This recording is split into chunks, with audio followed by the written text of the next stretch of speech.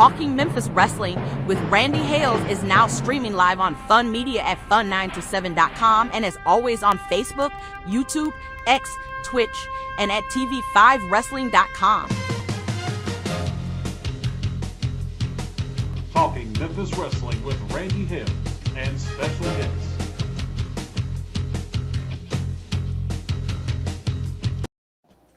Hey everybody, it's Randy Hills and it's the 5th day of August, and whatever can go wrong around here has gone wrong around here, but you betcha old Randy Dandy is here, and as a guest we have the other Randy Dandy. Randy West is in the house. First time in a few weeks. Hello Randall West, what's going on?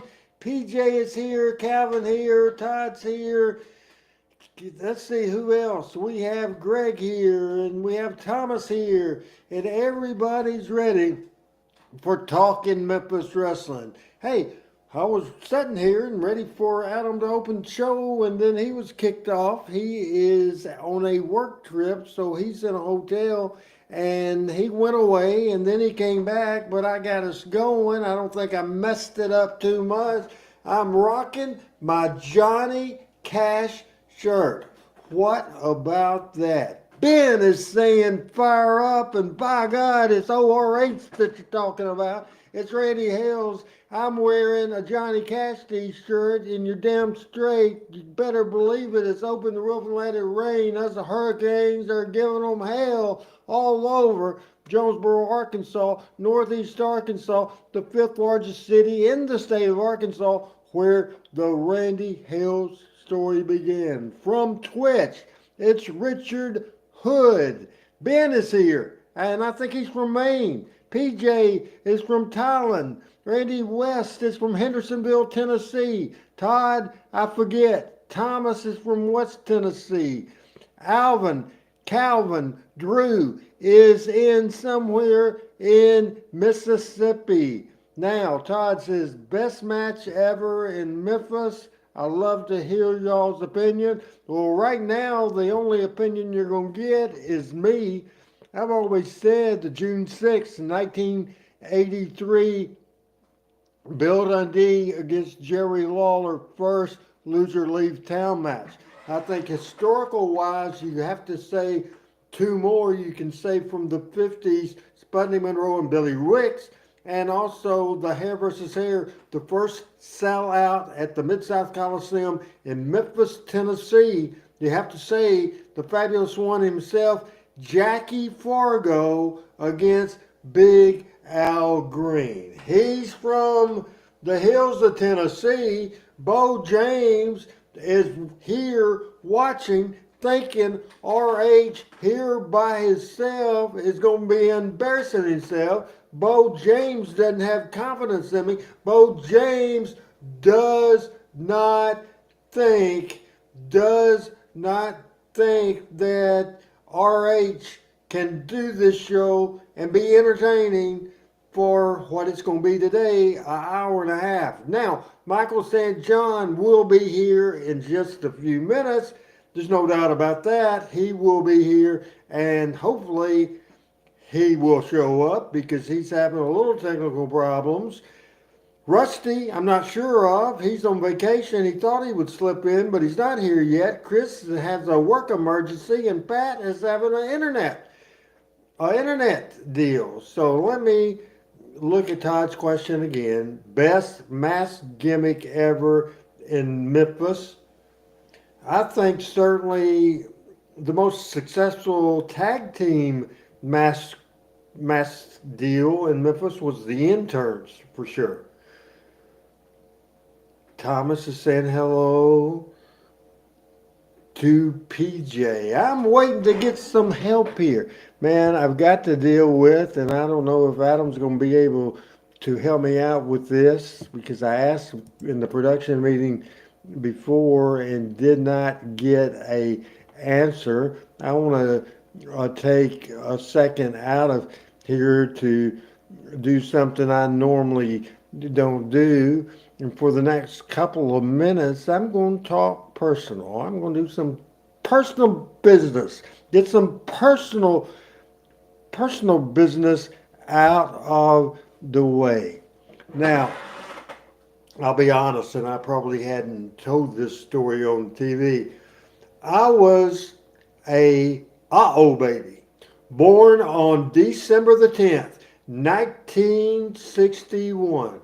I say a baby because my mother was 39 years old, my dad was 41 years old, and they raised what they thought was our only child in my sister, Judy. Now, Judy was born in 1943 on August the 5th. It is August the 5th now, so it is my sister, and we'll show you some pictures of my sister right now and go through this.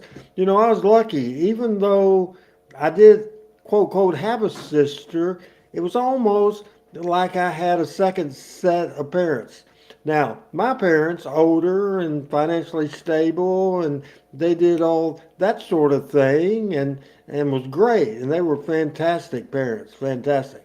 Now, the fun stuff I used to do with my sister Judy, my brother-in-law Bill, and my three nieces, Tracy, Cindy, and Amy. My sister was just great. This is 4 months before she passed away in November of 2018. I flew the big board. I flew out of Memphis to Boston, then got a ride from my niece and sister to Cape Cod, where my sister was living with my niece Tracy at the time, and it was a fun trip, and I was there for her 45th birthday. This is a family picture. In the front with the baby is my sister, Judy, with my great-nephew, Corbin, who is now, later this month, will be a dad for the first time. That little thing now is 6'6" and 280 pounds. He's a big old boy. The lady in the middle is my grandmother, we called Nanny. Her name is Ruth Benton. The pretty lady in the red is my mother, Mary Margaret. Margaret Hales. Then after my dad died in 1981, before this picture was taken, my My dad passed away, and then later in 1989, my mother married Eutha Davis, and Eutha is in the picture beside my mother. Now, the next row up is my sister, Holding Corbin, my niece, Cindy, her husband, Benny, then my niece, Tracy, who lives in Minnesota. In the back row from the right is me, my brother in law, Bill, my nephew in law. This is Steve Richardson, and my niece Amy's husband. So, certainly, I want to show these great pictures. And this is a candid shot on the beach at Cape Cod. This is my sister in her chair looking at her little brother. Little baby brother is what she always saw. This picture is my sister coming from Cape Cod to visit me when I was running Jerry Lawler's Hall of Fame bar and grill. This picture right now, as we were on the trip, I was in the back seat from the airport back to Cape God took a picture of my sister.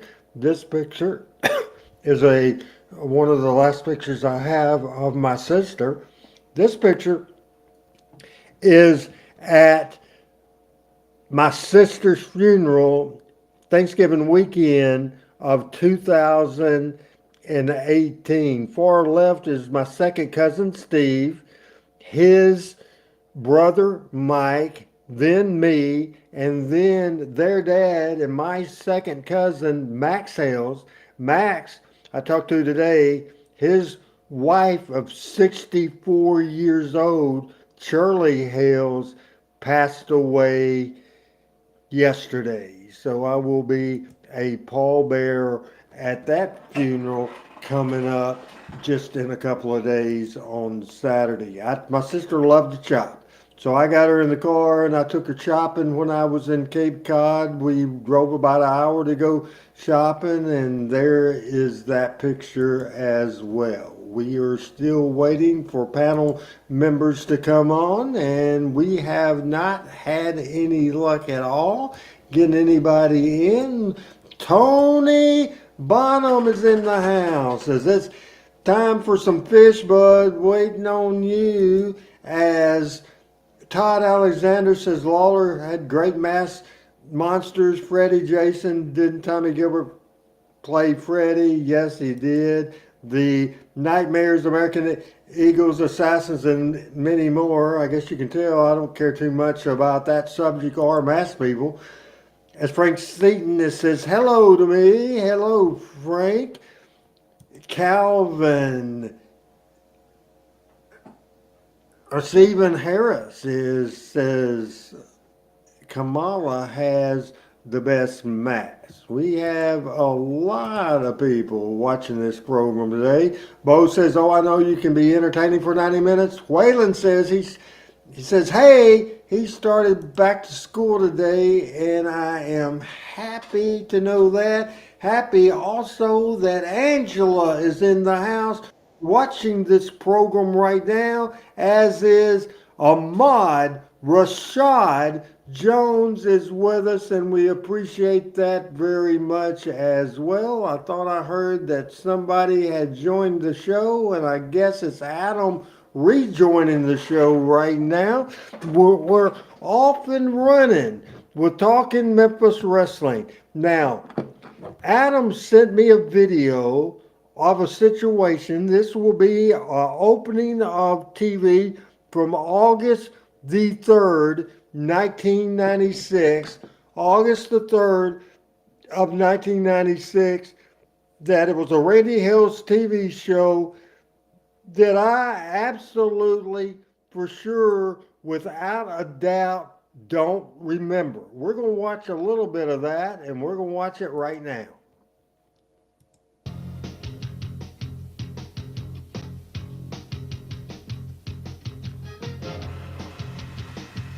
Hey, Brandon. Ahmad's children started back to work today. Listen, it's a great opening. You betcha! Hello again, everybody. Lance Russell and Corey Macklin. Dave is still on vacation, and son of a gun, I'll tell you, we have got some kind of a show. You know, Corey, I got thinking about it. Last week, We got preempted because of the coverage on that very important event down in Centennial Park at the Olympics. That stupid bombing. Yeah. And looking back on it, that is the first time we have ever had the Memphis show preempted in over 1,000 shows right here. 1,015 shows, and the first time that USWA did. Tell you one thing, we're going to make up for it this week, and we're going to make up for it Monday night. How about what's happening today? Oh, boy. Coming up today, we got a USWA television title bout with Ashley Hudson challenging the champion Whoopi D right here today in the ring on USWA Action. Hey, Wildfire Tommy Rich is here today. We'll see him in action around here. The Dundees, Bill Superstar Dundee and Jamie Dundee are here today. Also in action today, Too Sexy Brian Christopher, the USWA Heavyweight Champion. And this one will not wait, Lance. It's coming up. It's an 8-man tag team bout with the USWA Tag Team Champions, Reggie B. Fine, Brickhouse Brown on one side. On the other side, a couple of the other opponents, the Moondogs, coming up right here That today. will keep us loose all day today. You'll be hearing also from Wolfie. You'll be hearing from the King later on. We've got a bunch of it. What do you say we get ready for the TV title match? And we'll be back in just one moment. And there you have that opening from Lance Russell and Corey Macklin. Now, this is a time period of August the 3rd, 1996 that I was booking. This was the time period that I was doing the booking, but what is surprising here is that I absolutely, until I listened to Lance run over the show, I don't remember being preempted. But we did research, and Adam found this show, and there was no show the week before due to the Centennial Park bombing in Atlanta, Georgia at the 96 Olympics. And this was the Olympics of, obviously, that Kurt Angle won the Olympic gold medal in wrestling. So it was a big year for Kurt Angle. The week before, on August the 3rd, 1996, during the wrestling show, the bomb had happened, so there was no wrestling going on. This bombing was committed by Eric Rudolph in a domestic terrorist attack on the U.S. He was mad, saying the government of championing the ideas of socialism and abortion on demand. He pleaded guilty to avoid death sentence, life in prison without parole. He committed 2 more bombings in Atlanta and 1 more in Birmingham. So that's just a very interesting situation that took place in a show. Certainly, Tony, how about that fish? A lot going on with RH this week. Lots going on. Maybe we can get together next week. We got a lot of people hollering at us, including Brandon and so many more people. It's back to school time, and we are looking forward to that. Now, I'm 18 minutes. No Pat, he won't be here today. No Dr. Rusty, doesn't look like he's going to come. No Chris, and dadgum Michael St. John's been doing some engineering work, but finally, 18 minutes in, want to bring in from Arab, Alabama.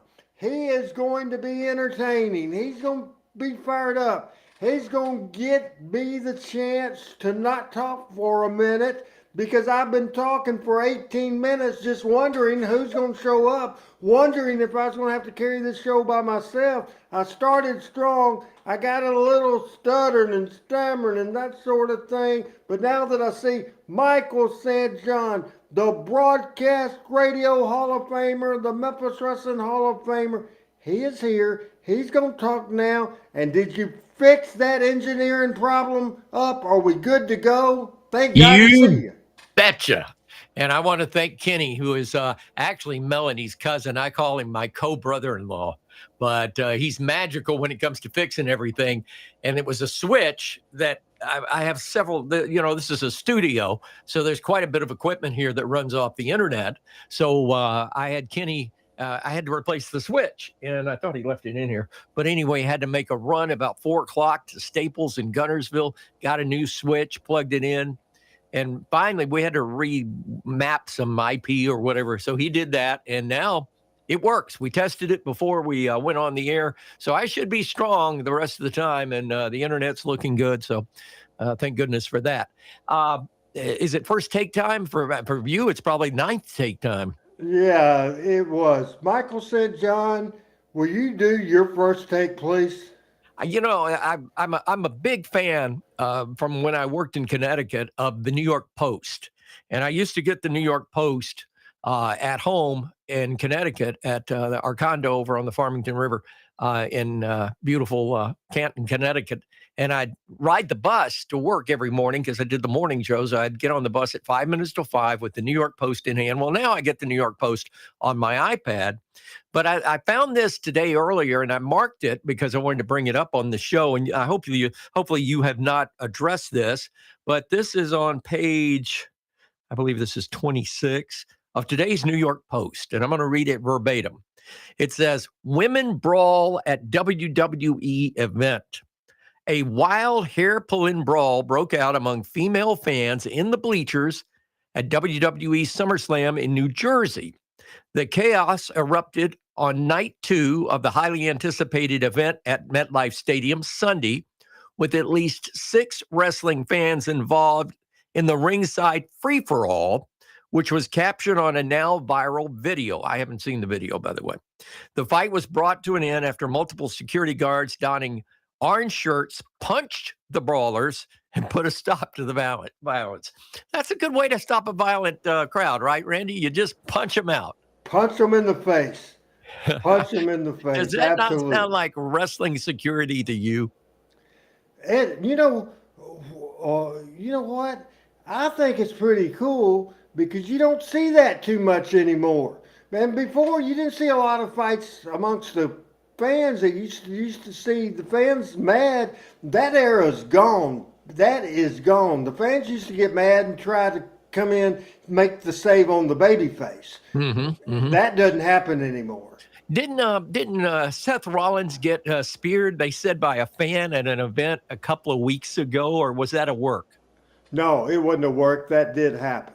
Okay, but that was the first time that's happened that I know about in years. How about 20 you? 20 years.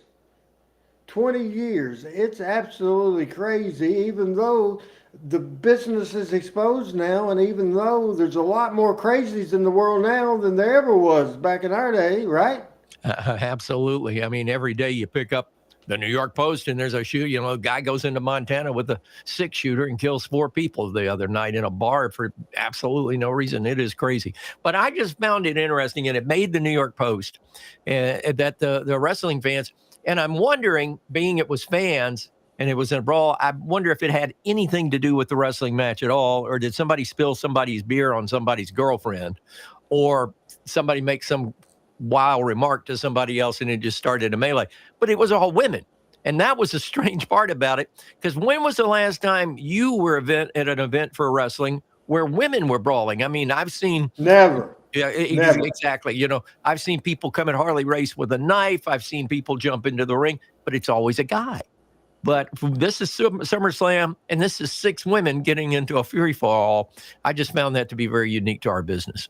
Absolutely. One thing that I'm going to re-show, don't do this a lot, but I wanted your opinion on this. As I was explaining to our audience, Adam found this video. It's the opening of USWA TV from, let's see, it was from August the 3rd of 1996. It's a Lance Russell and Corey Macklin open. Dave was on vacation.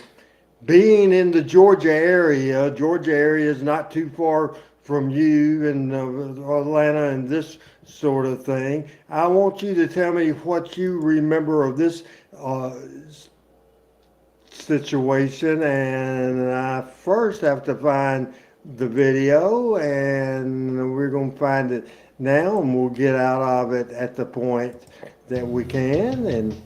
And now listen to this opening from Lance.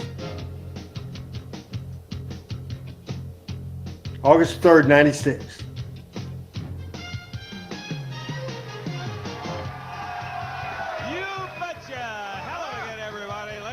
And Corey Macklin. Dave is still on vacation, and son of a gun, I'll tell you, we have got some kind of a show. You know, Corey, I got thinking about it. Last week, we got preempted because of the coverage on that very important event down in Centennial Park at the Olympics, that stupid bombing. Yeah. And looking back on it, that is the first time we have ever had the Memphis show preempted in over 1,000 shows right here. 1,015 shows, and the first time that USWA did. Tell you one thing, we're going to make up for it this week, and we're going to make up for it Monday night. How about what's happening today? Oh, boy. Coming up today, we got a USWA television title bout with Ashley Hudson challenging the champion Whoop.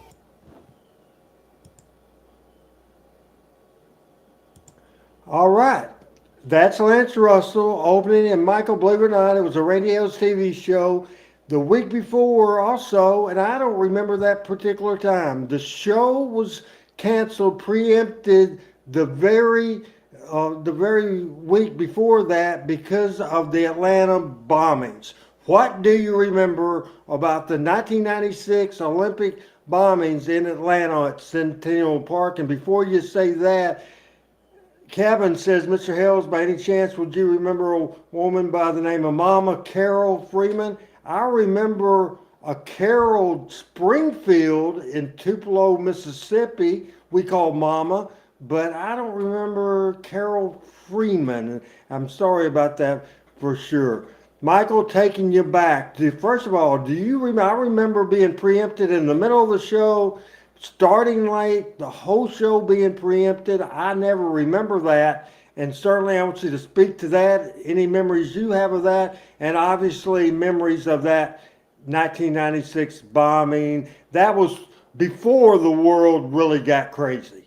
Yeah, it was sort of a precursor to everything that happened. And it was just some crazy guy that left a backpack in the Centennial Park in Atlanta, and the backpack went off, and it was a bombing. And then there was a trial thereafter, and there was controversy as to why it was there and what all happened. I remember it was one of those crazy, and it turned into a crazy judicial event as well. But I do remember I was actually in St. Louis at the time, and of course there was a ton of coverage. Our AM station in St. Louis, the old KWK AM, carried it wall to wall. The bombing had occurred, I want to say, either the late night, the night before, or early in the morning during darkness and at the Olympic. But I do remember the Olympic bombing, and I remember it involved a backpack. And the guy that did it was, I believe, a local guy from around the Georgia area, a Caucasian. And it just... And I think he was trying to make a headline for himself and disrupt the Olympics, as I remember correctly. I don't think it was anything sinister from some foreign group or organization, as I recall. But that's 1996. We're almost at 2026, and I don't remember what I ate for breakfast this morning. Right, absolutely. And I don't either as well. Right now, for the first time in a long time, this is going to lead in to a rant. I'm going to ask Michael a yes or no question to start off with, and certainly I did two shows, one on Saturday night, one on Sunday night, reviewing SummerSlam. Michael, did you get a chance to watch any of SummerSlam? I did. I saw the second night. I did not get to see Saturday night because that was Joshua's 6th birthday party. And that was a big event. So unfortunately, I did not get to see SummerSlam Part 1. I did see the highlights of Seth Rollins and CM Punk and all that on night 2. But I did see night 2. And I'll be honest with you. Yes, no question. Yes, I did see it. And I think it was a pretty spectacular event, in my opinion. The second night was spectacular. When have you seen a 30, even on pay-per-view, when have you seen a 35-minute match? And Cena, of course, switched heel. That didn't work, so they switched him back Friday night on SmackDown. so it was two baby faces. When have you seen any match, even on pay-per-view, a single match that went 35 minutes long, 35 minutes long, Michael, and it was not a heel in sight. It was just a fat fight, a street fight. When have you seen a match in front of 63,000 people, or in front of 6 people? It don't matter. That piece of business, to me, was just one of the best matches I've seen in years. Maybe one of the best national wrestling matches I've ever seen or worldwide wrestling matches. I thought it was dynamite. I agree. First of all, the answer to your first question, it's been years since any match went over 30 minutes in any ring of wrestling. Now, there's been matches that have gone on that have been a lot of talk on the front end or afterbirth that have gone on for that period of time, but they were in and out of the ring, I should say. They were all over the place wrestling, and they put on a hell of a show. And I think I agree with you. I think that's one of the top 10 matches of all time for the WWE. I will tell you this. I thought the boys, except there was one toward the very end, the last 2 minutes, there was one where Cody was shot into the ropes by Cena, and he came out and he was going to grab I think he was going to do a bulldog or some kind of head maneuver, and he missed his head. I don't know if you caught that they were well into their final finish. The thing I did not like about the match, they had a lot of false finishes, which is fine. But to me, a finishing move by a wrestler, a signature finishing move, is called a finishing move because it's what? The finish. And for time after time after time after time, both guys put on their finishing moves and the other guy kicks out of it. So after about the 18th time of false finishes, I went, they could have done better than this. But if it's a situation of a pinning combination, it's not on a finishing move. You wear the guy out, you try the pin, 1, 2, kick. I get it. But the you can't see me and Cena does his thing and then 1, 2, kick out. I'm like, shit. And then Cody Rhodes. I loved it. I thought it was add the drama of the building. I thought it was fantastic. Absolutely. You didn't think there was too many? No, really? Not in any way. I did. Not in any way. Now, I would have think this doesn't work if about after the 20th thing, if the people would have quit popping, but they didn't quit popping. You're right about that. 60,000 people in there did, and it's one of the things like almost I give up type of thing. And to show that you're not the only one with that opinion, Bully Ray, who is almost negative about 90% of the thing of modern wrestling, and he brought out that point. So you're not the only one. Did I sit there watching that and think there's too many false finishes? No, that deal has gone away a million times. I wanted to do a rant real quick.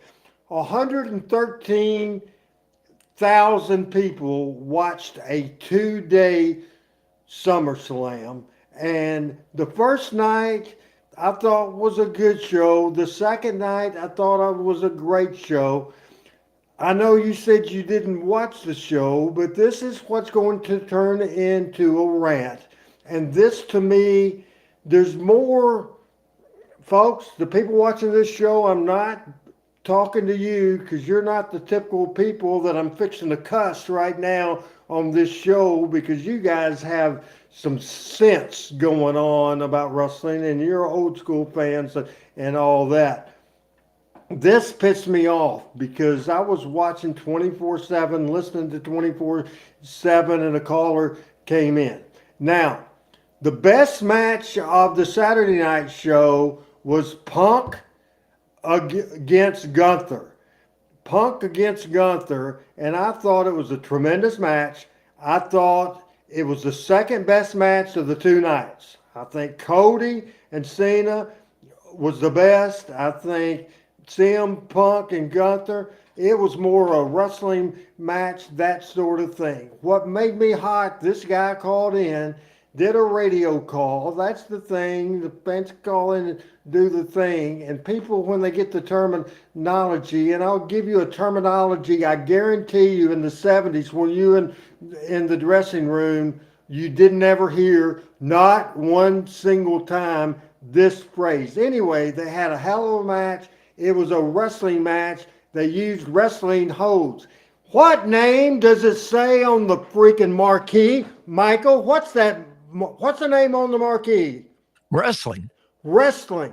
Now, a headlock, a chin lock, a leg lock, any kind of locks, any kinds of holds. This guy called in.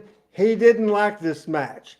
He called it a dud match. The reason for that is that all they did was rest holds, quote, quote, rest holds. That's my question before I continue this rant. Sitting in the dressing rooms, riding in a car with Jerry Jarrett, Eddie Marlin, Tojo Yamamoto, Jerry Lawler, I can go on and on and on.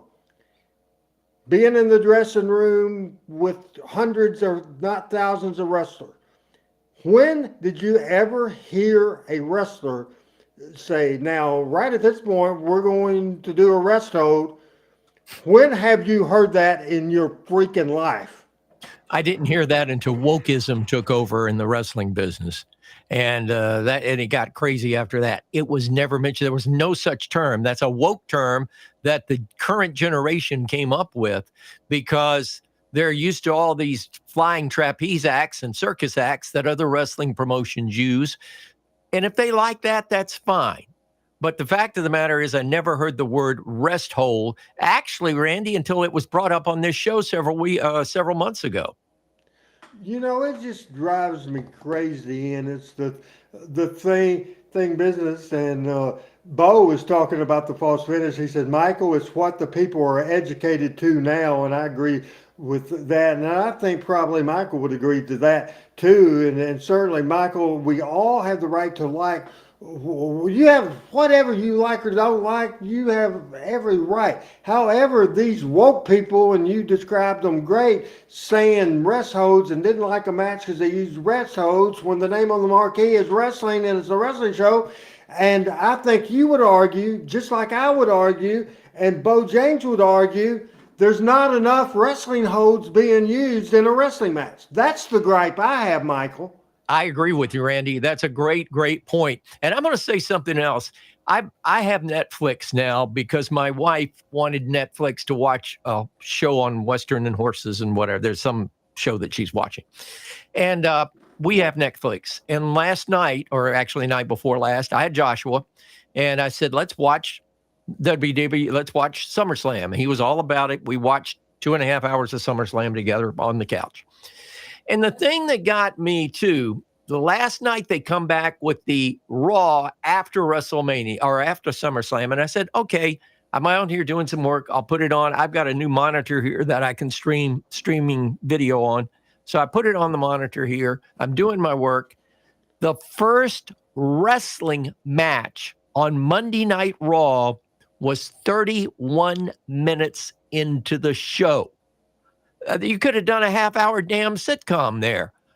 31 minutes before you saw two people in the ring to wrestle. And then they didn't start wrestling at the 31-minute mark. They started wrestling at 37 after the hour because they had this elusive intro for Rusev or Dusev or whatever his name is now. He's been 900 things in the wrestling business.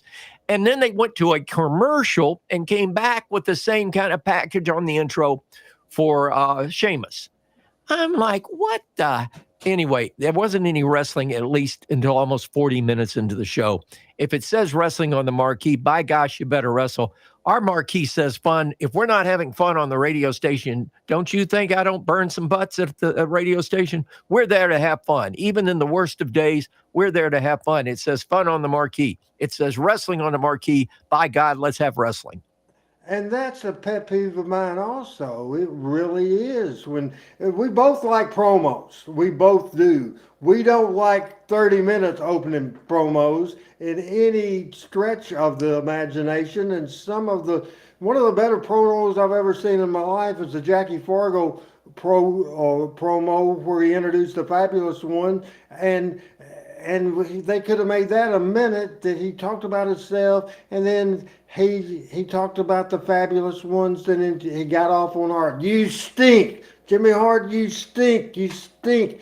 And it was one of the greatest interviews of all time. Just you can overdo it, and it's absolutely ridiculous. Now, state of the business of the wrestling business, Michael, for the WWF, especially for the WWF, I think is absolutely tremendous, just tremendous. So 113,000 people in 2 days, and it looked like that audience was having a great time. And is that I'll go ahead and say my opinion to see what you think.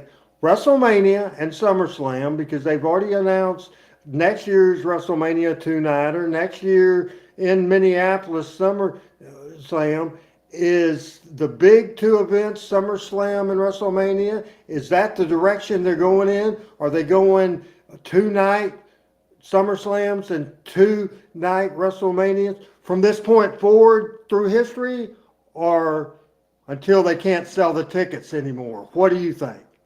I think right now it's going to turn into a 3-day event, because I think they're going to incorporate TNA and the other company they bought and everything on and of course their show on Tuesday nights, and they're going to start incorporating that on a Friday night. You're going to see a Friday night, Saturday night, Sunday night. I think it's going to be a 3-day weekend event. I think it's going to be a 3-day pass, and I think people are going to eat it up. And I just love, and our friend Conrad Thompson has put together these events that start earlier in the week and lead up to the event, that have interviews, and it's like a Comic-Con 2 and 3 days before the event. That, to me, that's ingenious, because wrestling fans can't get enough of the big event. If anything, the 21st century has taught us, the bigger the event, the bigger the crowd. And hey, WrestleMania or SummerSlam, Randy had a great weekend. The Braves-Reds game in Bristol, the battle at Bristol, turned out to be a debacle because it was delayed for 3.5 hours. They played one inning and canceled the game until the next day. So 85,000 people went home. The next day they had about 30. So, I mean, and that was an outdoor event. You're going to play up against that. But right now, I think wrestling, and I think the infusion, the injection of energy and new thoughts and new ideas and new camera angles and the new way to bring people into the arena and all. I even like the ads on the ring. I do too. I like that. And where did that come from? Out of the MMA. The guy with the UFC. UFC. I mean, that's fabulous. Hey, people say, "Oh, I can't see. I got commercials everywhere." Well, damn it, open up your Facebook and tell me they ain't commercials everywhere. So, I mean, it's part of the trend. I think it adds to the bigness, the hugeness of the event. I love it. Now, Bo just had a comment that I think is interesting, and I missed it. No, he says, don't be surprised if SummerSlam is in Bristol in the next few years. I think he's right, but Bo, can you keep the rain away? I mean, gosh. And that was a beautiful event. And I had tickets to it and had to give them up because it was Joshua's birthday. His mother decided to schedule the birthday party on the same night. And Melanie had sold a remote, so I was SOL. But I'm telling you, and you're right, Bo, I could definitely see that happening. Also, if you don't mind, Randy, I just want to, as you were mentioning, our listeners, our viewers, we have one of our viewers that's in the hospital watching us, and I wanted to say a big get well to him. That's sorry to hear that I can't scroll down to see it, but I'm sorry to hear that he's in the hospital, but thank you for watching anyway. I missed that one. I'm sorry about that. Hopefully Adam can go back, and the gentleman apparently that Adam saw, I missed it, that he was in the hospital. Adam, if you can go back in the comments and see if you can find that, and if you could put that on the show. And we're family here at the Randy Hales Show, and we certainly appreciate everybody Without a doubt, man. You are fantastic. And go ahead and VO this. I'm laid up in the hospital watching you, Randy. Brian Thomas Lynch. Brian, get well, buddy. Get well, man. Sorry to hear that. You know, there's nothing worse than being in the hospital at Christmas time. Been there, done that, or during the summer. You just don't want to be in the hospital during those times. Brian, let us know where you are. If you're in Jonesboro, Arkansas at the hospital, I'll come see your ass. For sure. If he's near Huntsville or Arab, Alabama, I'll go see him. When you look at the wrestling business now, you know, I think a lot of fans say, oh, it's the worst it's ever been. It's the worst it's ever been. As a wrestling promoter, I see all this money generated, and I say it's the best it's ever been. And there's a lot of people that likes that style. Is there a lot of people our age that don't like the style? Absolutely. But they're marketing toward the younger dollars. They just are. They absolutely are, just like the NBA does, just like the NFL does, just like all professional sports do. Here's the thing, and I bring this up a lot, Michael.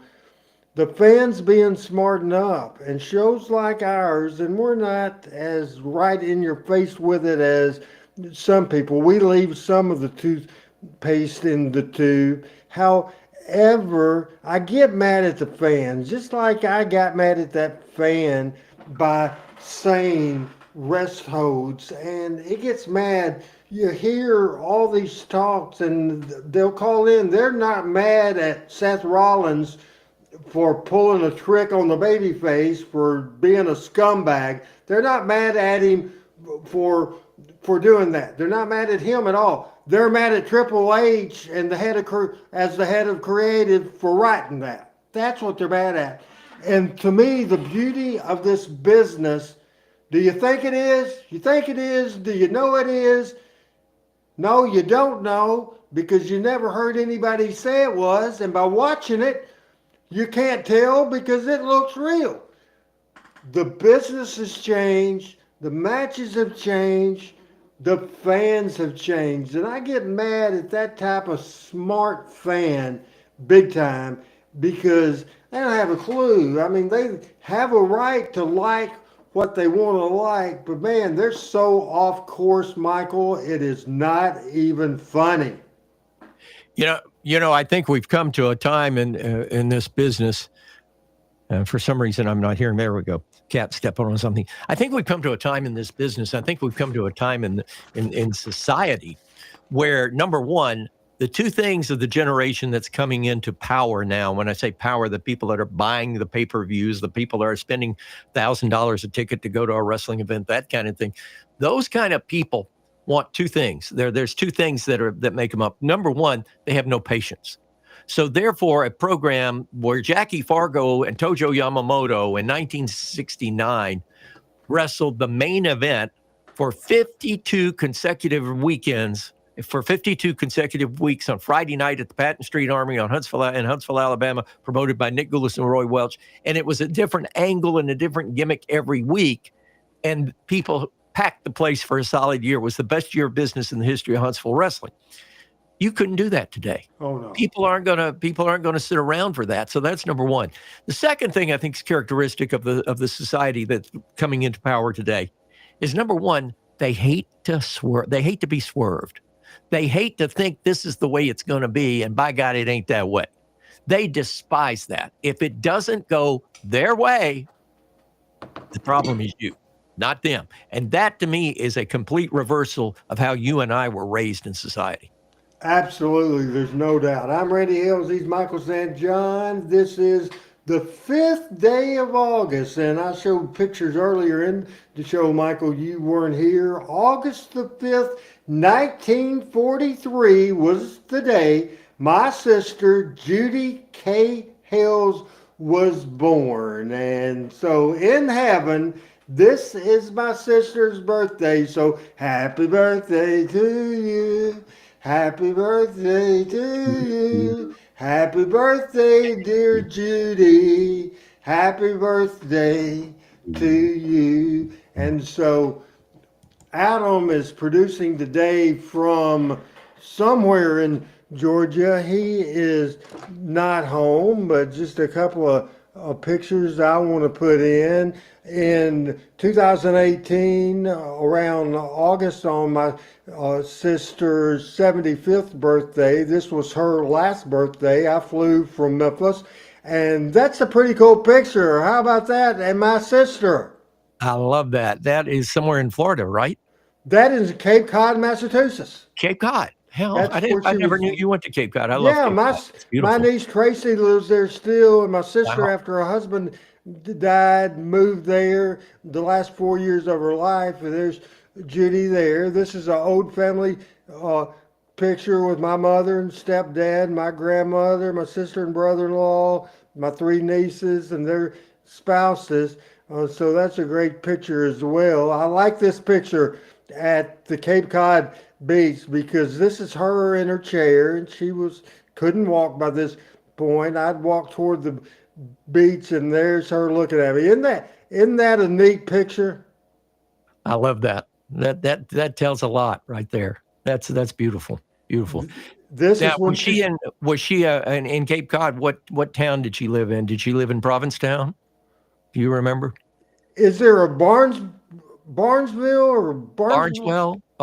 Yeah, I think there is. I'm trying. I can look it up on a map, but Yes, there's something like that. But it's just minutes from the downtown area of Cape Cod, and this is a picture of my sister, and here's me helping her. This is at the Party Central. We were eating at this great seafood restaurant, and wasn't I a sweet little brother? You see, I'm helping her with ketchup. I'm helping feed her, Michael. I love that. And if I'm not mistaken, I'm going to say that's a lobster roll. Do you think? It could be. I think it's a lobster roll. Love lobster rolls on the Cape. Awesome. She was always a shopaholic, and so I loaded her up in the car and took her shopping, put her in that chair, and she had a good thing. And I'll show one more picture as we're doing family stuff. I think this is my favorite picture of the whole trip. Is that not beautiful? That is beautiful. Little big brother and little sister. Big sister and little brother on the beach in Cape Cod. How beautiful! How beautiful. I was a baby. She was graduated from high school and was about to be married when I was born. I was a baby. My mother was 39. My dad was 41. So we don't deal with a lot of personal stuff. I mean, you certainly talk about your family, and Pat does, everybody does, but I don't a whole lot, but that's good thing as well. And Bo had a comment that says, I love wrestling more than I have in over 20 years because I love today's wrestling from Wayland and Albury. Bo sees how much his niece and nephew like the business and like wrestling, so that, does that have any influence on you, seeing how Joshua watches wrestling different than you did as a kid, different certainly than you do now? Oh, absolutely, absolutely. And he doesn't hone in on the details of it. He's more of watching it over in an overview kind of way. Bo had a great comment here. Says, Michael, fans today hate being swerved because when they do, it tells them they're not as smart as they think they are. And I think that's absolutely right. But you're absolutely right, Randy. It's a whole different perspective on how the sport is watched and perceived than it was when you and I were even involved. Yeah, it is just something. And, we try not to do the old man podcast and always negative and that sort of thing. Am I saying current wrestling is perfect? Nowhere close to doing that. I am just saying that the money they're doing, I wish I could have made back in the day. Couldn't you? Can you imagine what a lead announcer? What do you think, Michael Cole makes a year? Do you think $500,000? I've heard that Michael Cole makes upwards of $800,000 a year, but that's doing not only the events with Monday Night Raw and all that, and the special pay-per-view events, but I think he does some other things as far as narration for the WWE Network and all of his work that he does with the network. I've heard that he makes in the neighborhood of $800,000 a year.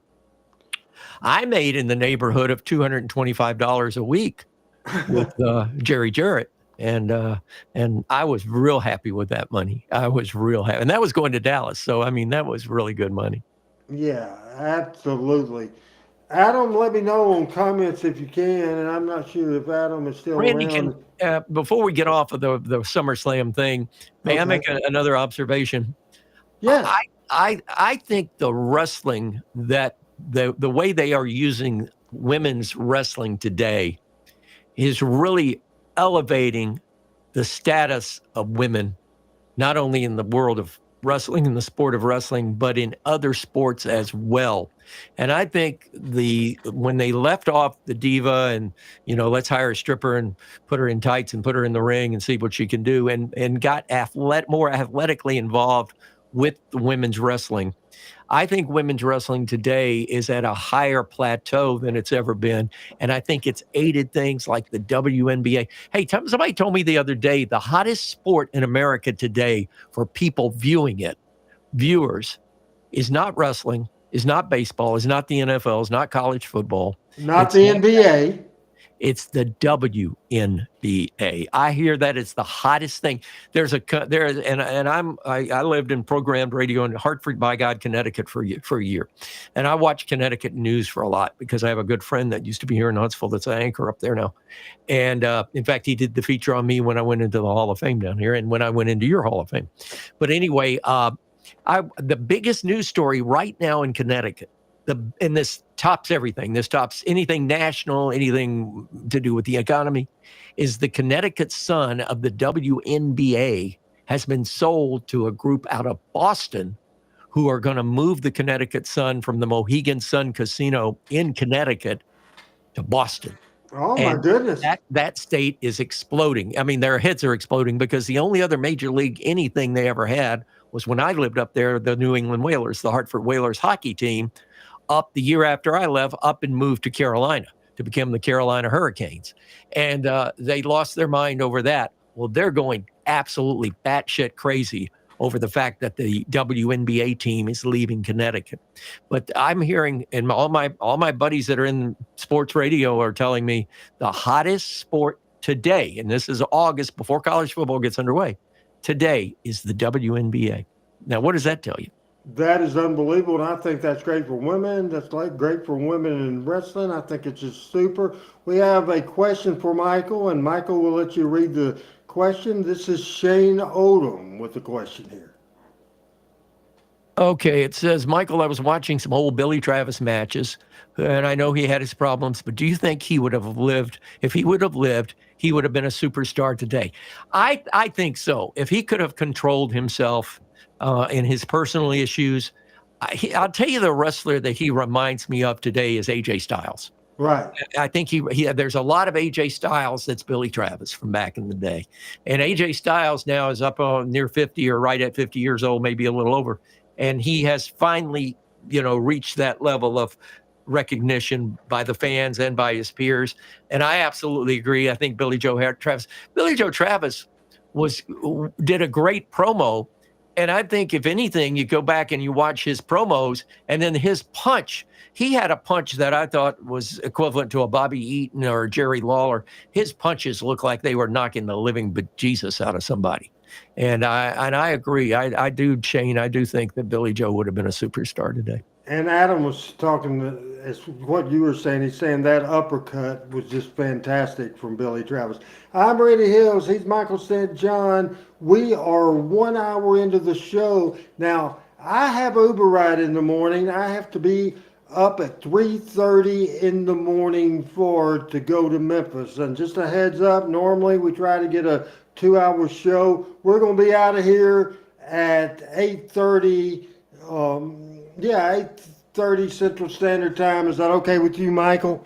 Yeah, I'm with you, Randy. Whatever you need me for, I'm here. ORH needs some sleep. Also, Adam, I don't know if I need to do the images or if you need to do the images. If you doing the image, pull up 4367.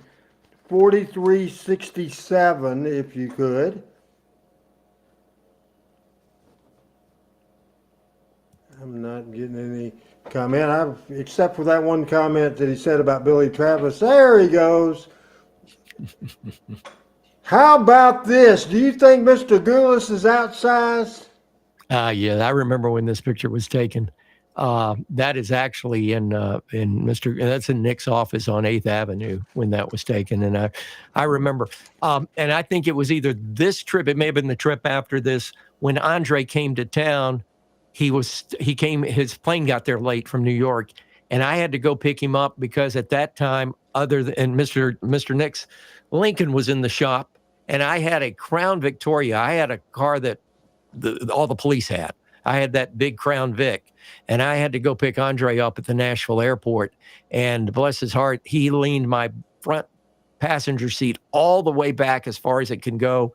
And he was packed. I was driving. I promise you, Randy, I was driving on the far left side of the seat, in the front seat, driving like this all the way from the Nashville airport to the Fairgrounds Arena with Andre.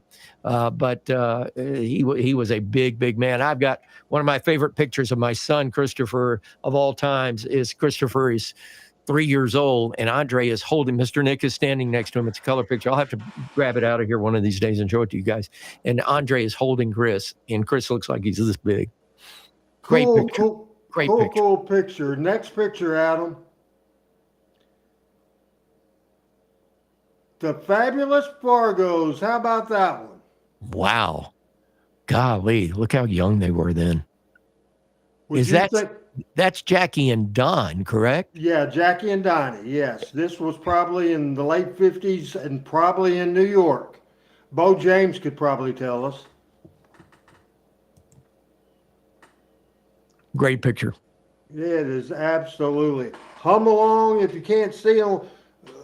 Sing along is saying, hope we're doing well. We are well.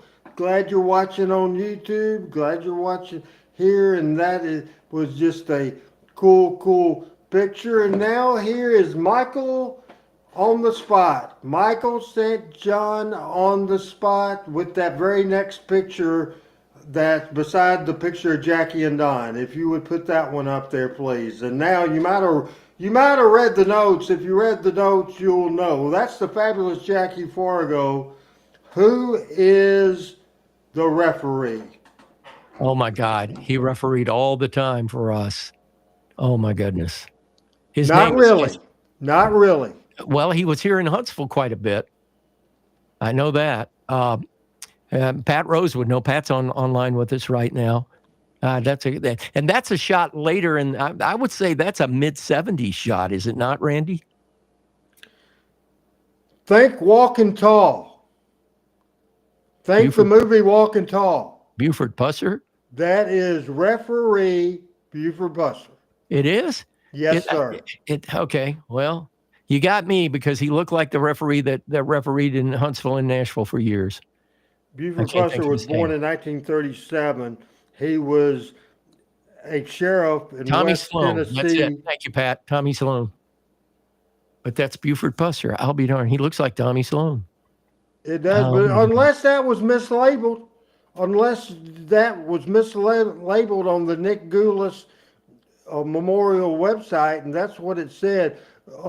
But certainly, if that is Tommy Sloan, it looks like Tommy Sloan, and Bo James has added that Fargo didn't like that referee, and yeah, Tommy was after Ronnie West went to Atlanta.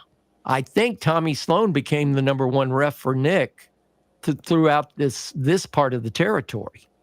And then we had a wrestler, Bobby D, Chase D's dad. Chase makes belts now, does great work crafting belts down in the Orlando area. He's a great Mm-hmm. young man. I think the world of Chase. His sister works at Books A Million here. I run into her when I go into the bookstore all the time. Well, Bo James is saying that is Pusser. So, but he looks like Tommy Sloan from this angle. Let me get my glasses on. Maybe I'm going blind.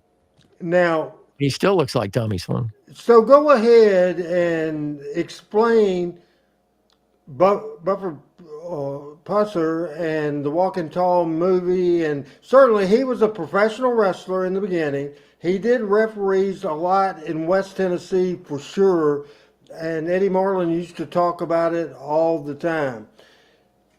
When you were living in the Nashville area and even in Alabama, did you know who Buford Pusser was before the Walking Tall movies, Adam? No. Michael? No, I never. The Walking Tall movie was the first I ever knew about him, and was he the sheriff in the county where Savannah, Tennessee is? I believe McNairy County, I think. McNairy County, okay. I think.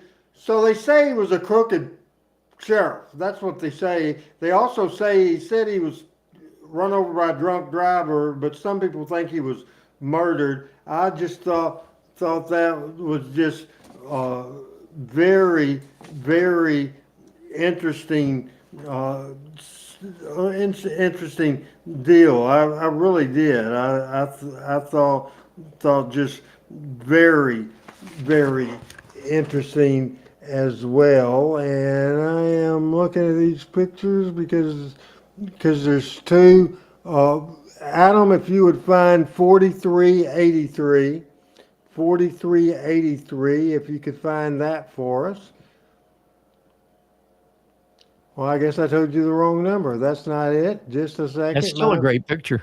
My deal. Do the family thing. 4377, the one right on top of that one. 4377. Identify these people. Hold on, I got to get my breath. Okay, that is okay. Hold on a second. Let me get my glasses on because I saw this picture online the other day. It's Layfield. Layfield is in the back. That is the guy that was the star at Florida State. Damn. Ron Simmons. Ronnie Simmons, Carlito, Jerry Lawler, and that's Abby. That is Abdullah the Butcher. And unfortunately, he is in a wheelchair right now. But that's Abby down at the bottom in the chair. Let's do the very next picture, the last picture of the show. Not the last thing we're going to do. This is the last photo. This was a house you were probably at a lot. I'm not 100% sure. This is before my time. This is Tojo Yamamoto, Eddie Marlin, Jerry Jarrett, and the picture was labeled in front of Jerry Jarrett's house on the landings. Is that true or not? That is true. That's in the landings in Hendersonville, and it's in front of his house. If I'm not mistaken, that's the house he bought from George Jones and Tammy Wynette. Yes, sir. It was featured in some of the Hogan stuff because that's where the video of Hogan was shot. Absolutely. And that's the house I went to meet with Jerry to get the information and so forth and so on. So, yeah, that was a beautiful house, by the way. It looks like a one-story house. It's in Indian Lake Forest in Hendersonville, which is down towards the main channel of the river off of the creek that runs through Manser Creek that runs through Hendersonville downtown. And Manser Creek dovetails into the Tennessee River, the Cumberland River, i.e., Old Hickory Lake at that point. It's right there on the point. But there's a downstairs to that you can't see from street level. And there's a downstairs to that, and that's where Jerry had his office. And then that's where the area was where the video was shot by Randy West for the Hulk Hogan video. And let me add something right here, and thank you for the opportunity to do so. I don't think that the media gave enough credit for the person responsible for the Hulk Hogan video because, yeah, it was my voice, but I wasn't the person responsible for it. It was Jerry Jarrett's creation, but it was Randy West photography. It was his behind the camera shooting, and I think Randy West deserves, if not Emmy. An Emmy, absolutely, absolutely. He deserves more of that credit than me or Jerry, in my opinion. Very well said. So we've got a little bit left in the show, so we'll go cards of the week. So Adam, if we go with 4363, and take a look at this card from the Memphis Ellis Auditorium in the year of 1967. And I want to just spend some time because it does not list on this poster, Michael, the ticket prices. But looking at the bottom, it says see professional wrestling live on Channel 13 Saturday afternoon. This is 1967, so this is before Lance Russell, as program director, moved it to 11 o'clock in the morning, which changed everything. It says Nick Gullis, Roy Welch, Burt Burt Bates, Bates, and John Regis. and John. Who's the other one? I think it's John Regis, and I don't know him. Sponsored by American Legion Picket Post #1, and it's very interesting. There's 3 matches on this card. I'm assuming the match they call a semifinal is the opening match of the show. It's Billy Spears against Steve Kovacs. Now, we've read a couple of cards from the mid-'70s that Steve Kovacs was on, including challenging Jack Briscoe for the NWA World title. He wrestled for Bill Watts in the 70s as Stephen Little Bear. Steve Kovacs, I was surprised, Michael, to see a card from 1967 that he's on the card. Later in the 70s, Billy Spears was a wrestling manager. I wonder if that could have been him as a young wrestler. But just the opening match, a one fall single match, is the opening match of the show. And what do you remember of Steve Kovacs?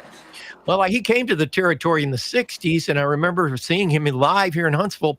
They paired him with another guy that was, and supposedly they were a brother team, and they may have been brothers in true life, Sandor and Steve Kovacs.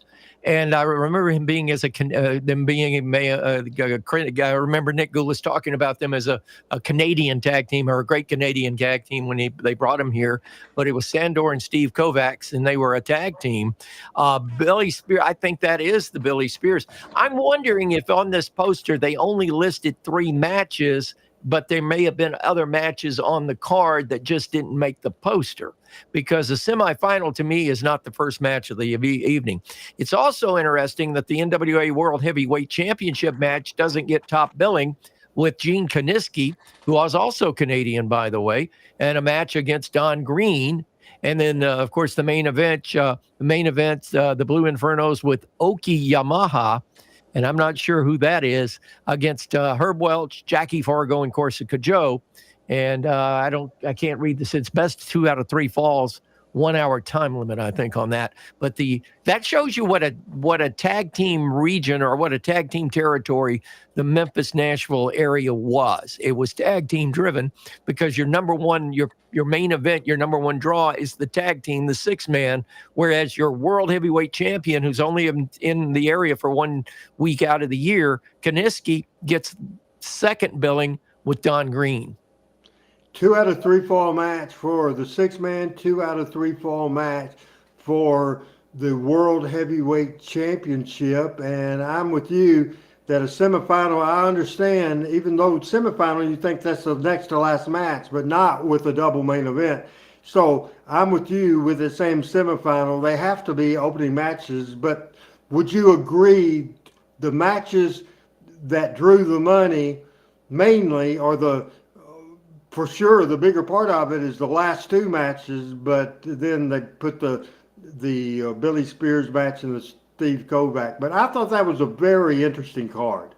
Oh, I do too, and I think you're right. I'll guarantee you the money draw on that match, and I don't know what the house was, but I guarantee you the money draw on that card was that main event with the Blue Infernos, who were, people hated the Blue Infernos. They were one of the line of tag teams, Mephisto and Donnie, the Mana Yankees, and right on down the line that came, the interns, the medics, they were all hated. It was like Nick and Roy would bring in a tag team that were just despised and vilified by the fans, and they'd run roughshod over the territory, and he'd bring them in for however long period of time and then, blow them off. I don't remember, and Bo or Pat might remember, I don't remember the most of the masked teams leaving the area after being unmasked. I remember several of the masked teams that left the area that never got unmasked. Yeah, that happens so many times. I just love this segment we added for this show, looking at the cards, especially when we find old Memphis cards from the 60s before, heck, I was 5 or 6 years old, some of these cards. We want to look at the very next card that is on right beside the one we just showed, Michael. If you could go ahead and show that, that is 4366. This is Nashville, when Nashville was at the Fairgrounds Wrestling Arena on a Wednesday night. This is July the 31st of 1974. Can you see enough to read this card from the bottom to the top, Michael? Absolutely, Randy. Ladies match, Miss Sylvia Hackney against Joyce Kay. Tag team match, Pepe Lopez, and it's not, it's spelled Pepe Lopes, but that's Pepe Lopez and Don Kent against Frank Monty and Steve Kovac. There's Steve Kovac again on this card. A return wire match, no time limit, no DQ. Eddie Marlin, Tommy Gilbert, Ricky Gibson against Al Green, Phil Hickerson, and Sam Bass. And then, of course, your main event for the NWA Southern Heavyweight Championship, the fabulous Jackie Fargo against Jerry the King Lawler. And Lawler is managed by is the champion with Sam Bass putting the title on the line against Fargo. And I think at this point in time, most of the title matches and most of the matches on these cards, Randy, unless otherwise specified, were one-fall matches. Right. At that point, when they started changing it to the Southern Heavyweight from the Southern Junior Heavyweight title, then it was one fall main events. I don't know if that was Jerry Lawler input, since he became the top top star. I don't have any idea. Just a super thing. Michael, in 1974, what were you doing in 74? Where were you living in 74? And when did you first start working for Mr. Goulas? Well, in 74, I was at WERC and Kicks 106 in Birmingham. Pat Trammell would listen to the Love Hour. He's confessed to that on this show before. I had a very popular Sunday night show. I'm not bragging, but it's still to this day the highest rated Arbitron segment in all of Alabama ratings history. Had a 77 share, which means 77 out of 100 people listening were listening to the Love Hour. And that's part of my past, but I was living the life. I had bought in 74, Randy, you'll love this. I came out of my Oldsmobile Cutlass that I bought when I was a junior in college at Vanderbilt, and bought a Pontiac Grand Am, which in those days they'd come out and they had the rubber nose. They had the front end was rubber and the rubber nose, and people would go up and squeeze the rubber nose. Now, here's the kicker. I'm in Birmingham, Alabama. I got a crimson red car with crimson red leather interior. And I always had a hot blonde or a hot redhead or a hot brunette with me. I met my future wife with that car. And she was a cheerleader at Midfield High School and 17 years old at the time. And was one of the few people in Birmingham that had never heard the Love Hour. And she was the head cheerleader at Midfield. And when I met her, it really pissed me off. But I was late for an event, and I got just crawled on the carpet for it by her because she had sponsored the event at her school. We got to talking. I invited her to the radio station's Christmas party at our general manager's house in Mountain Brook, John Bomer. Took her to the Christmas party, and 5 weeks and a day later, we were married. Oh, my goodness. That's how, and I still think I married her out of spite because she had never heard the Love Hour. I don't know, but we were married 40 years, 20 for her and 20 for me. Is a sentence, not a marriage. But she did raise our two kids, she was a great mom, and I would give her that credit to this day. But the fact of the matter is, in 74, I was living the life, my friend. Living the life, living the life. Next card we're going to look at, this is from Chattanooga, Tennessee. I'm going to let Michael do the duties. This is from July the 31st, 1975. It's right after that card we ever just saw, Michael, and it is up there now. Start at the bottom. I want you to read the promoter's name and names and explain the last one you'll read. Then go ahead and go over this card, then just comment as we always do on the cards. This is from Chattanooga, Tennessee. Well, the first comment I want to make is whoever did the printing for this is excellent. I love that card. That's a great look. The promoters on the bottom is Nick Gulas, Roy Welch, and Harry Thornton. And, of course, Harry Thornton was the voice of Championship Wrestling, NWA Championship Wrestling on Channel 12 in Chattanooga every week. And I had the privilege of knowing Harry. And unfortunately, I had the duty of when Harry had his heart attack and did not return to TV, that I was going down and doing the Chattanooga show on Saturday morning with Mr. Nick driving the Lincoln down Interstate 24 at 110 miles an hour, straddling the middle lane, or the middle stripe. So that was of interest. The first match was Don Fargo against Phil Hickerson. That'd be a heck of a way to start a match, a card, wouldn't you say, Randy? Absolutely. Okay. Tag team action, Jimmy Golden out of Montgomery, Alabama, and Robert Fuller. And they were cousins were they not? Bill Golden. Yeah. Bill Golden was Jimmy Golden's dad, and Bill Golden was Robert Welch's sister's husband. They were kin. Yeah, it was Buddy Fuller's sister. Buddy Fuller, the dad of Robert and Ron Fuller. Then the Goldens were the daughter's husband and son, and that's the Goldens. Okay, and then the Southern Heavyweight Championship match. I don't. Let me interrupt you. I don't think you. The opponents. The Outlaws, Cowboy Parker and Cowboy Dillinger, with manager Al Green. I don't remember Al Green being a manager. That had to be a special stipulation. He became a full-time manager in 1975 once his wrestling career was over. Okay. Well, there it is. The Outlaws, Cowboy Parker and Cowboy Dillinger against Jimmy Golden and Robert Fuller. And by the way, Jimmy Golden, they were very young at this point. Golden and Fuller were a really good tag team. They had real success throughout the Pensacola area and of course in Nashville and Memphis. I mean, Golden and Fuller, they were a draw down in this area. All right, then you got the NWA Southern Heavyweight Championship match, no time limit, no disqualification. Archie, the Mongolian Stomper, with manager Bearcat Wright against the Magnificent Zulu with Robert Fuller. That's an interesting combination there. I don't recall who the Magnificent Zulu was. That picture, if it can be blown up in the match, is Harry Thornton at the announce desk at Channel 12, and I think he's standing there with the Mongolian Stomper, I believe. And Bearcat Wright.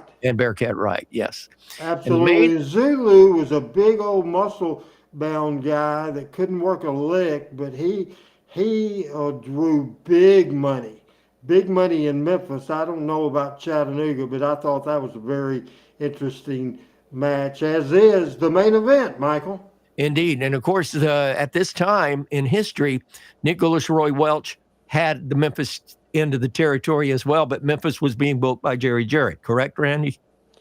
Yes. Okay. All right. So the main event, the Fabulous Fargos, Jackie, and they've got him billed as Roughhouse, and I guess at this point he was known as Roughhouse. It was actually Sonny Fargo back in the day. But Jackie and Roughhouse Fargo against superstar Bill Dundee and Chris Colt with the valet Bill Colt. And I'm not familiar. Is that Bill or Billy? It says Bill Colt. I'm not familiar with Bill Colt. I watched Chris Colt wrestle. Quite a wrestler. And, of course, Dundee and the Fargos, they could bring down any house. Bill Dundee debuted in this territory in 1974. In December of 74, got going a couple of months after Dundee debuted with his tag team partner, George Barnes. Barnes got homesick and flew back to Australia. He was gone, left Dundee hanging. Dundee felt a future, and I believe he was right. He stayed in the Tennessee territory, and they eventually, in 1975, just a few weeks after George Barnes left, they put him with Chris Colt and had a main event run. And then in October of 75, they switched Dundee babyface. he became the superstar, and the rest is history. But that's an interesting card, Michael. Indeed, and I want to thank Bo James for adding some great footnotes here tonight. Bill Colt was flying Billy Anderson, and Zulu was Ron Pope. So you're right. I remember Ron Pope. He was a massive individual. No doubt about it. But couldn't work a lick. I mean, horrible. But he did draw money, absolutely. For 2 or 3 weeks, then the people could tell he couldn't wrestle, then he didn't draw anymore. He main evented Mid-South Coliseum against the Stomper, did 11,500 people, and the match was horrible. The next week, he wrestled Al Green in the opening match and lost. Wow. From the penthouse to the you-know-what house. Hey, I want to, David Linville made mention, was that my Grand Am from the Bandit series. No, my Grand Am was pre-Bandit series, believe it or not. It was the second year that Pontiac put out the Grand Am. I had a 74, and they started them in 73. When I first saw one, Scott Shannon had a white one in 73. He bought one of the first ones in the history of Nashville, Tennessee. And he used to let me drive it, and I fell in love with it, so I had to have my own when I got to Birmingham. That is the coolest story. One more card to go, and we'll go to Lexington, Kentucky, at the world-famous Rupp Arena. Lexington, Kentucky, of course, the home of what? A lot of horses. It's Keeneland. Claiborne Farms right up the road in Paris, and of course the home of the Kentucky Wildcats. I made a comment, football season's around the corner, and my running buddy for football, my wife won't go to a football game after we almost got squashed to death at Neyland Stadium 3 years ago. So she said, I can go to all the football games I want, but I got to find somebody that I could go with that she trusted that we wouldn't get in trouble. And so I found a state trooper here in Alabama. It's a good friend of mine, been for years. And he and I, Chuck Ellis, Chuck and I we take a football man's trip every year, and we go to, well, he had never been to Lexington to a game at Commonwealth, and we went up there 2 years ago, and then we hit Keeneland, and we hit the ball game, and then we hit one of the distillery tours, and he still says it was the best trip we've had so far. But Lexington, Kentucky is also great, not only bluegrass country, but it's great wrestling country too. There was a lot of money to be made in Lexington. Let's go ahead and put that card up. That's the last thing we'll do today. We'll go to Lexington, Kentucky, and it's July the 31st, 1975. And that ad is just so impressive. And Michael, do the honors. Well, the Rupp Arena, the logo is very similar to that logo you see of the triangles on top of each other on the left-hand side. That symbolizes the front of the building of Rupp. But anyway, the first event, it says tickets on sale at Lexington Center, which is where Rupp Arena is located. And Championship Wrestling was on Channel 18, WLEX, Saturdays at noon to 1. Opening match, Sonny King and Ricky Morton taking on Buddy and Ken Wayne. That would be that's good talent in that match for sure. Southern Tag Team title match, Steve Regal and Hector Guerrero against the Assassins. I remember when Hector first came to town for Nick, I don't think he weighed a whole lot more than I do. And he made quite an impression and was really a super nice guy. Big Red Reese against the Avenger. Help me out on the Avenger. I know who the Assassins were. I don't know who the Avenger was. No idea. Billy Robinson, the famous Billy Robinson against Steve Kyle.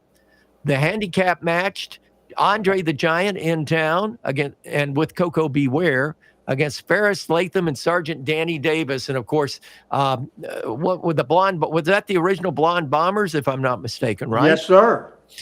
Ferris and Latham with Danny Davis, and Danny could wrestle, by the way. He was the smaller of the bunch there, but he could wrestle. Don't kid yourself. And became a trainer of great wrestlers later in life. Andre was in town, obviously, for a tour of a week or so, with teaming in with Coco. That would get Coco over for sure. In the main event, the Continental Wrestling Association, the CWA World Heavyweight title on the line. Jerry the King Lawler on the line, the championship against the fabulous Jackie Fargo. Jackie, at this point, sort of in the twilight of his career. No doubt about it. But that with Andre the Giant, with that whole card, We're a couple of years into running wrestling, maybe a year in of running wrestling at Rupp Arena, if that. And it's just a fantastic card. David Linville says, agreed, Michael. Not only you had the Memphis Wrestling from the Goulas, Welch, Jarrett era, but also the rival Paphos ICW that did not draw anywhere near the crowds, anywhere close to the crowds that the Memphis group, the CWA, USWA, did back in the time. Just one quick comment on that. When Jerry Jarrett bought out Nick, I was sort of the odd man out, and well, I should be because he had Lance and Dave doing it, and I was just doing promos for him. But the Paphos started running for the period of time between when Nick signed it off and then before Jerry started using me. I was with them for about 3 or 4 months, I guess it was, and they were very knowledgeable about wrestling. I made one a long road trip with them up into the Appalachia area and learned a lot from them. But Angelo Poffo was a really smart man. I don't think he was the easiest person to get along with. A lot of people would have said that, but I found him to be very, very bright. And I learned a lot about the wrestling business, especially the inner workings, just on those road trips. Good comment from Bo James. The Lexington card is days before Lawler breaks his leg. Wow. That is amazing. That is absolutely amazing. We survived it. I am going to bed in just a few. I'm getting up at 3:30 in the morning, trip to Memphis. I had a ride to Memphis at 7 o'clock in the morning. Now I have a ride to Memphis at 4 o'clock in the morning. No, I have the ride at 4:30, but on scheduled rides, this is Uber business, people, but on scheduled rides, you have to have your app on 30 minutes before the scheduled ride. So I have to have it on at 4. So getting up at 3:30 gives me 30 minutes to wake up, get dressed, take a shower, all that sort of thing, and out the door and have that app on at 4 o'clock. I like this show. It was more, I didn't jam it, because I knew it'd be a short show. I didn't jam it. Sometimes I think I overbook. I did this book in wrestling too, sometimes overbooked. This was a simple show because I didn't know if everybody would be here or nobody would be here. In the first 20 minutes, it was just me. So I didn't go with a lot of stuff, but I enjoyed today, Michael. What did you learn? First of all, it's very relaxing, by the way. I miss our crew. Let me tell you that first and foremost. I miss Pat and I miss Doc and I miss the coach, but, and Rusty. Anytime you and I get to work together, it is reminiscent to me of old times.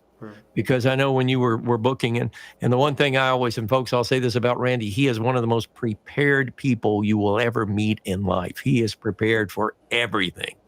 And his cards and his TV rundowns were, I mean, you'd go over them, and unless somebody didn't show, it would go according to plan. And you do this show the same way. So my kudos to you. But I think tonight gave us a little breathing room, and we got to talk about some stuff. And I hope the people enjoyed it. We had some great comments too, by the way. We had probably the best set of comments we've had in weeks. Let's see what Al, and I don't know if we've ever got comments. And Michael, I'll let you read this. It says, enjoyed seeing the last of the show, headed to bed on the west coast of Arkansas. I love that. And looking forward to watching some more. Thank you, Al. Appreciate that very much. We are here, Al, every Tuesday at 7 Central Time.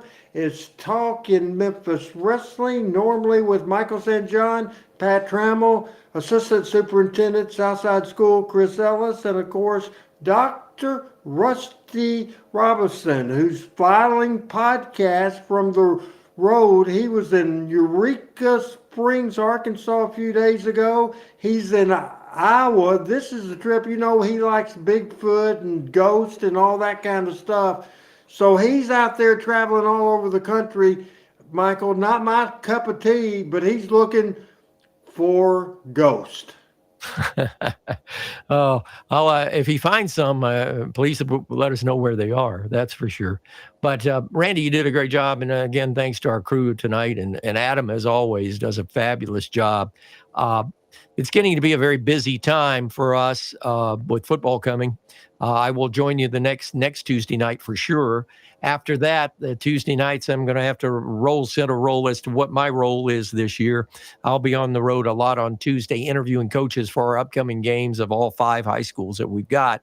And I get the pleasure of interviewing the opposing coaches that we play back during their games, but also on our coaches breakfast show on all of our stations on Friday mornings. So if I've got short road trips, I'll definitely be with you on Tuesday night. If I'm coming back from the hinterland, it's going to be a wait and see kind of thing. This has been fun. Adam did great. He is somewhere in Georgia. I don't know where. He's at a work trip. He did a great job. Didn't have any communication with him, but he did a fantastic job, and he's talking to us right now. And let's see what he says. He's in Troy, Alabama, home of the Troy Trojans. So you know where that is? Oh my gosh, yes. Troy is on the road between Montgomery and Dothan. If you're headed towards Panama City, most people, that's US 231 down that way, and most of the people from this neck of the woods take that route to, especially if they're going to Panama City Beach in Panama City in that area for sure. If you're going towards Fort Walton and Destin, 331 out of Montgomery goes down through Luverne and all that area. Much more crookedy kind of road, but that's a nice road. And Troy's a nice town. It's really grown nicely, and the university is very, very nice down there. At 8:35 Central Standard Time, he is Michael St. John. I am Randy Hales. A lot of new people watching today, including now, and I appreciate every single one of you. Next Tuesday at 7 o'clock Central Standard Time, we'll be right back with you. Watch to find out what members of the panel will show up. I might just not show up and make Adam and Michael do the thing. Anyway, we'll see how that goes. I'm pretty Do you see me no-showing, Michael?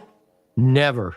By the way, Bo just put up a note to me. Bo, I would love to do that. And that's that first Wednesday in September. So I think that would be absolutely possible. The Coffee County Fair in Manchester, Tennessee. Josh Sudbury, who is my partner in Tennessee with our stations up there, his son is an attorney. He lives in Manchester and coaches football at Coffee County High School on the side. So that would, and I've been meaning to go up and watch a practice so that could kill a couple of birds with one stone. So Bo, I'm going to put that on my calendar and let's work towards that. Thank you, buddy. That'll be great, and hopefully we can do that. Again, for everybody and Adam, this is Randy Hales saying good night and thank you from Talking Memphis Wrestling.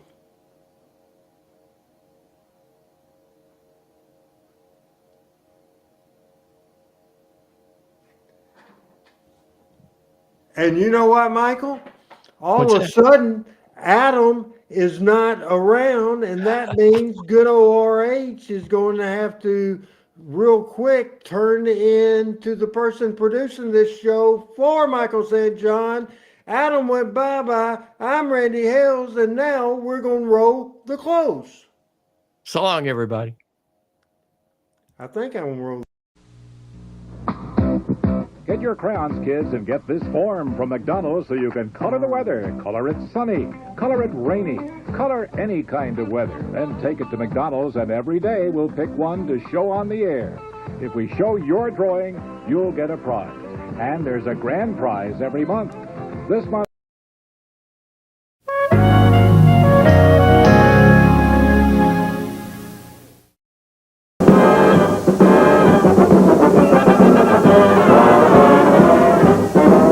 You'll see America's favorite sport on WHBQ television.